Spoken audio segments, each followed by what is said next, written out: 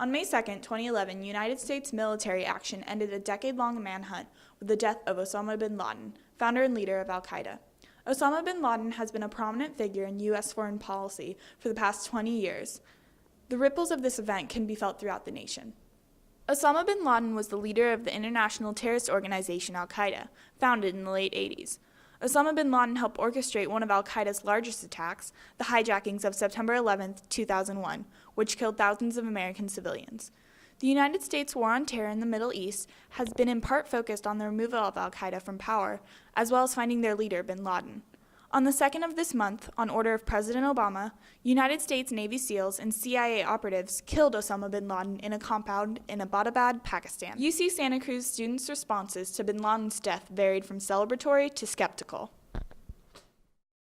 I didn't celebrate at all. I think that I guess it's a big deal, but at the same time, I don't think that it's something to celebrate at all. I think there's other things that there are more important things. There's more things to celebrate, and yes, he was one figurehead, but our struggle in the Middle East isn't over, so I think it's a premature celebration. Yeah.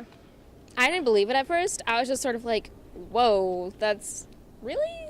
Whoa. I joined in. I was celebrating with my friends in my dorm. I was perfectly okay with it. I mean, I'm not for killing people, but, he was kind of a bad guy, and he was a mastermind behind the deaths of several people, so I'm okay with it. Yeah, I agree, and it kind of reunited the country again. It was basically the first time the country was brought together since Obama was elected. So we actually kind of had a big debate about that, and we kind of came to the conclusion that as a moralist, it's kind of wrong to celebrate the death of someone, but as kind of a U.S. citizen and nationalist, it was worth being okay with. It was worth being, kind of glad about, just not the fact that you killed him, but the fact that it's no longer a threat. Yeah. UC Santa Cruz students understand how this event has shaped America and how bin Laden in turn has shaped our generation. I think that it put a really bad view on the Muslim community in our generation, a lot, because that was the whole reason that 9/11 happened. The Middle East has been really vilified, and everything. Whenever anybody says oh, it's so hard to fly anymore because of the Arabs or the Muslims, and that's just, I think, a really toxic environment for especially those communities that are living in the United States. Yeah. Well, a lot of people, we were just kids when 9/11 happened, and so it's kind of one of those things where it's Osama bin Laden is kind of a figurehead of terrorism in our minds, so it's a little weird the fact that now he's gone.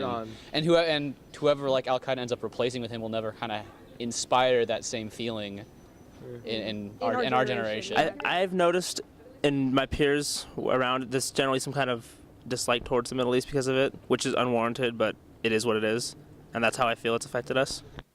Mike Urban, professor of politics at UC Santa Cruz, gives a more academic viewpoint. Well, I think there are two bin Ladens, really. There's the actual person, bin Laden, who was born into a wealthy royal family in Saudi Arabia, went on a mission early in life to Afghanistan to fight foreigners, and was assisted at this time by the United States of America.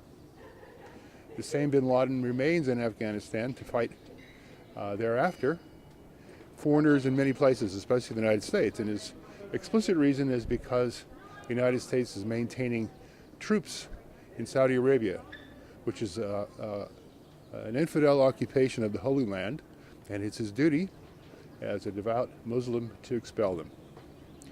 Then there's another bin Laden, not altogether different, but distinguishable from the first, who is the boogeyman of international media, particularly the United States. This bin Laden is the repository of all our hatreds and fears. And so killing him leads to illusions that we've killed the snake and evil is no more. We helped to invent the first bin Laden, and we invented entirely the second one. Why do you think it took the United States 10 years to find him? Because we weren't looking very hard from the beginning. We knew where he was in Tora Bora, and instead of going in there ourselves and getting him, we paid a bunch of warlords to do it, who took money from the other side too, apparently, and didn't do it. Thereafter, I think that the evidence indicates that he was sponsored by Afghani secret services. So that's another reason. But I think the initial reason is we blew it. How do you or the president said justice was done. Do you believe it was done? Because he didn't get a trial, they just killed him. What's kind of your take on that? I think that's using the word justice very loosely. Something that our government seems to have been doing more and more over the course of my lifetime, particularly in the last 10 or 12 years. The celebration saddened me very much because it's displacing one function onto another. This is not we win the Super Bowl or we win the Olympics.